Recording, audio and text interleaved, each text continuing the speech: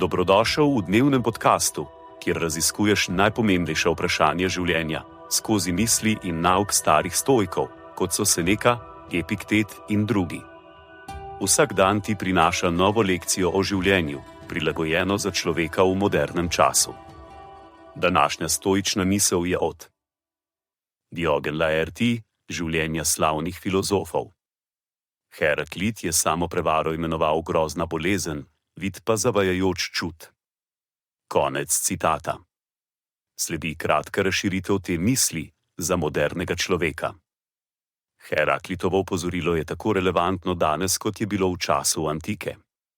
Samoprevara, to je, ko si sami sebe zavajamo, je grozna bolezen, saj zamegli naše resnično razumevanje sebe, našega sveta in naših dejanj.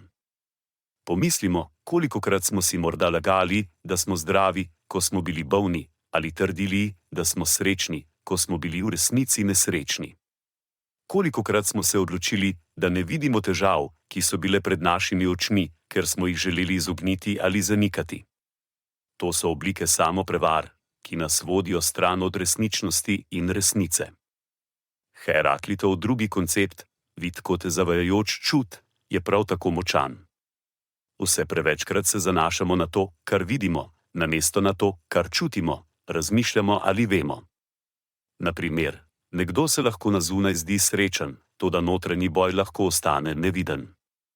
Prav tako lahko neko situacijo vidimo kot neugodno, toda morda ne vidimo možnosti za rast in razvoj, ki jo prinaša.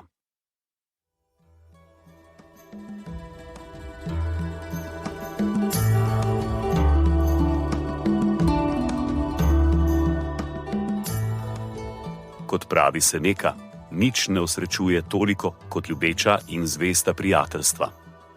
Zato podeli to epizodo z nekom, ki ti je blizu in ne pozabi slediti podkastu, da boš lahko obveščen, ko bodo objavljene nove epizode starih modrosti stoikov. Želim ti polno preizkušenj in poguma v tem dnevu.